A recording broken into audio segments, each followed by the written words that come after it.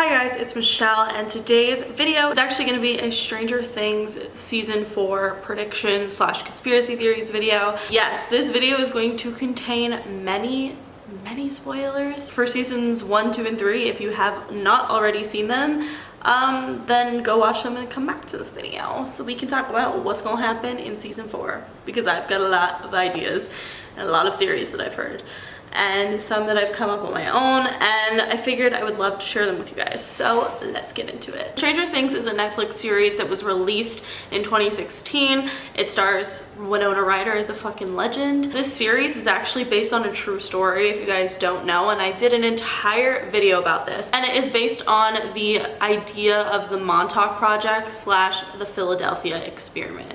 So, like I said, I have a full video on this. I'm going to link it down below. We're going to talk about how these all connect. But first, I want to thank the sponsor for this video, which is Audible. So, Audible, I have been using for absolute years. I love Audible so much. Basically, Audible is a service that helps you listen to different audiobooks. Audible has the largest selection of audiobooks on the planet, which is pretty insane and also really amazing because you can find so many different audiobooks to listen to, and I absolutely love it because I love being able to listen to things on the go, and it's very convenient to use Audible because you can listen to it while you're working out, while you're doing your makeup, while you're in the car. And Audible is really great for research as well. So if you're interested in these kind of things, like even what we're going to be talking about today, Stranger Things audiobooks, there's audiobooks about the Montauk Project and the Philadelphia experiment that I would highly recommend you guys give a listen to because they are super interesting. So Audible has a new offer for you guys that ends on July 31st. Super awesome because Amazon Prime members can actually get Audible for $4.95 a month for 3 months straight, which is basically in the end getting 3 months for the price of one,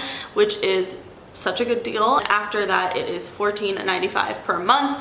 And like I said, this offer ends July 31st. In order to get this amazing offer and be able to listen to countless amounts of audiobooks that they have available on Audible, you can go to audible.com/Michelle Platti, or you can text Michelle Platti with no spaces to 500-500. Audible also has a selection of Audible originals, which are exclusive audio titles created by celebrated storytellers from worlds as diverse as theater or even journalism, literature, and more. So Audible members each month get credit to read one audiobook and 2 Audible original audiobooks, which is super amazing because these Audible originals you cannot find anywhere else, and they vary so drastically that there's definitely something for everyone to listen to. And currently, now that I'm like getting back into my whole Stranger Things vibe, I am listening to the Philadelphia experiment on Audible right now. Philadelphia experiment is just so interesting, so it is really great to be able to listen to this audiobook while I just do my normal tasks during the day. It's super easy and convenient. I'm obsessed. Because it's an audiobook, it's so interesting because it's actually narrated by Al Bielek and Preston Nichols, who are people who actually think that they experienced the Montauk Project slash the Philadelphia experiment, which is super interesting. I'm so excited to continue listening because it's wild. But yes, definitely take advantage of the Amazon Prime offer and go visit audible.com/Michelle Platti or text Michelle Platti with no spaces to 500-500. Thank you, Audible, for sponsoring this video. I love your service. Okay, so Stranger Things season 3. Overall, I liked this season. Hated the ending, really hated it. Hopefully we're gonna talk about that later and talk about how I think that it could be different in a season 4 situation. So let's get into it. Okay, so the first theory we're going to talk about has to do with the Montauk Project slash the Philadelphia experiment, which we kind of briefly touched on. If you watched my old video on it, it was from like a year ago. I would seriously recommend it though because it explains this whole thing in way more depth. But essentially, the Montauk Project is an idea that in Montauk, New York, different people have these memories of being basically a test figure for government mind control, and this is what Stranger Things is based on. It was supposed to be called Montauk, and it was going to take place in Montauk, New York, which is on Long Island. If you guys don't know, there are some details about the Montauk Project that are so similar to Stranger Things, obviously, because like I said, it is based on it. Essentially, it is about children being kind of used by the government to help understand psychic abilities. So it's children that already have psychic abilities, which of course resembles 11, because 11 had these abilities and had these powers, and the government decided to use this to test on her and different scientists and all that stuff, which is essentially what the Montauk Project was. Whether or not that's a true story, Stranger Things is still based off of that. So Jim Hopper, who is quite possibly the best character on the show, so I will be very upset if he's actually dead, and I probably will not watch, but I don't think that he is, and we're gonna talk about why. First conspiracy theory, of course, revolving around Hopper being alive. I personally think that Hopper is trapped in the Upside Down. So basically, the portal to the Upside Down, as we know, was being closed by Joyce. And right before Hopper, like, disappears, dies, whatever, as Joyce turns the keys, it's very clear that Hopper kind of looks around and sees the other people disintegrating from the blast of the machine that was keeping the portal open, that was created by the Russians. The idea is that Hopper saw these people disintegrating and made a quick decision to jump into the portal because he knew he'd be safe in the Upside Down. They've been in the Upside Down before, and also they've gotten Will out of the Upside Down and 11 and everything. He knew that that was the only possibility he had to live. I think that season 4 might revolve around them getting Hopper out of the Upside Down. Possibly maybe he would even communicate more with some Christmas lights. That's another theory about just the show in general that I actually think is probably true, is that since, you know, they've done Halloween, they've done 4th of July, which is just really random, but they have. I think the next series will take place in Christmas time, and it'll probably be released Christmas 2020. But that's just a personal theory because Will and Mike talk about being together on Thanksgiving at the end, so possibly we'll see that reunitement around Thanksgiving, Christmas time.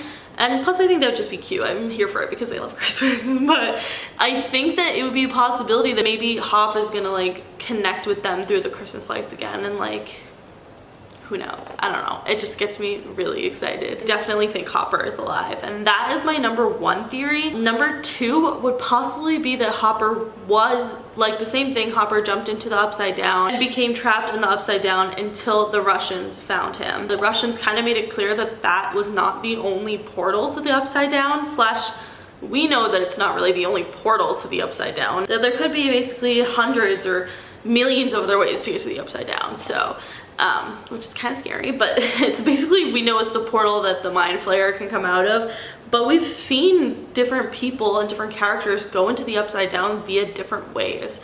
So I think that that's kind of interesting in previous seasons. Because Russia obviously spent so much money and time researching the Upside Down, it's probably clear that they probably don't give up, and they probably didn't give up after the portal was closed, because it kind of made it seem like they have access to other portals. And the theory is that once Hopper jumped into the Upside Down, the Russians found him and caught him and then brought him back into custody.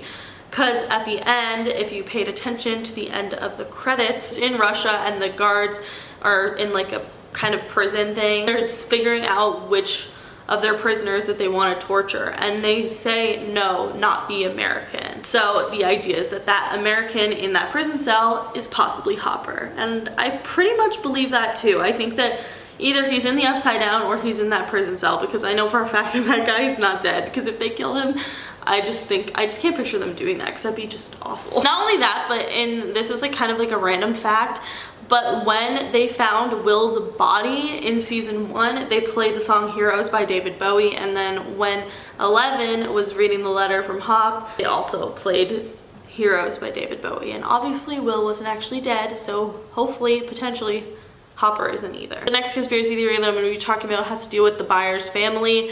As you guys know, at the end of season 3, Will, Jonathan, Joyce, and 11 all headed out of Hawkins and seemingly moved away for good, but probably not. I highly doubt that they are going to leave the Byers family away from Hawkins for long. I guess Joyce thinks that leaving Hawkins is going to solve the problem. However, we know that there are other portals to the Upside Down. My number 1 theory about the Byers moving back to Hawkins is that first, if they don't discover, because I highly doubt that they would discover right away that Hopper's alive, because I think if they did discover right away that Hopper was alive, the Byers family would obviously probably move back to Hawkins Hawkins. I think that that would be kind of boring if right away we found out that Hop was alive. And if it's like kind of like a dramatic irony situation where we figure out that Hop's alive, but they have to like find him, and that's like kind of the plot of season 4, would be really cool. But I think the reason that the Byers might move home is because they realize that running away isn't doing anything. I think that the Byers are gonna find that wherever 11 goes,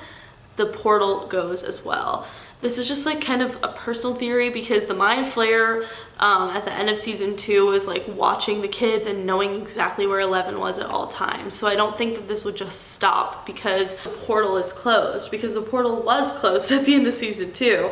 So I think that the Mind Flayer is going to keep a close eye on 11. Therefore, I think a portal could be even opened or already is opened wherever Joyce and the kids decide to move.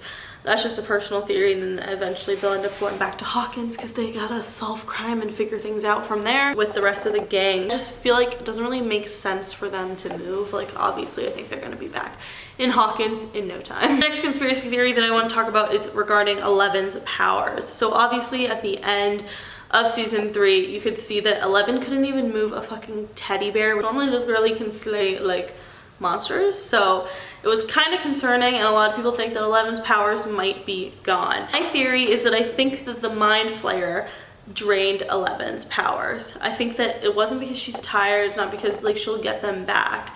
I think that when the Mind Flayer kind of like started like attacking her, that it sucked her powers just like right out of her. I do think that, however, that 11 will be able to get her powers back through a battle with the Mind Flayer. How the hell would they battle if she doesn't have any powers? You're forgetting that she has a sister or whatever that it was experimented on also and has the same powers as 11. That was only talked about in season 2 and just never referred to again. I'm just curious about it, and I feel like that they're gonna bring that bitch back in so that we can learn more, and maybe they can all fight together, and maybe there's more people this government experimented on, and we're gonna meet them in the upcoming season because they're gonna help 11 defeat the Mind Flayer and get her powers back. Probably gonna need her powers back and slash only care about her powers being gone because she's gonna realize that Hop is stuck with the Russians or in the Upside Down. But that's also just kind of a personal theory. I don't actually think that everything will end happy with Stranger Things, and that is kind of my final conspiracy theory. The final conspiracy theory that I have is obviously like the Mind Flayer cannot be destroyed by guns and by fireworks and by all this stuff. The only person that it can really be destroyed by is 11 and her powers. Shutting the portal doesn't really do shit because some type of way it might be opened again and then the Mind Flayer is out and looking for 11 and her friends. I just think a really interesting theory, even though it's kind of sad and it would kind of suck, but I just can't see how else the show would end,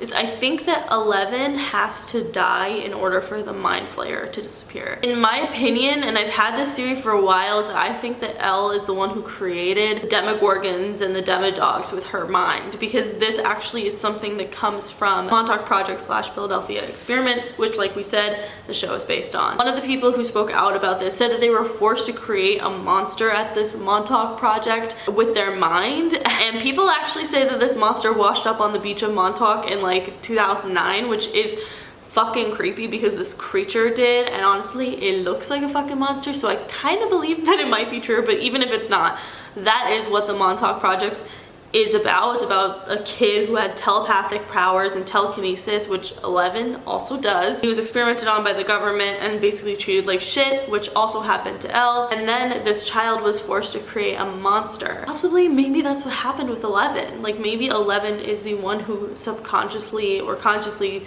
I would think subconsciously, created the Demogorgons and the Demodogs and all of those things.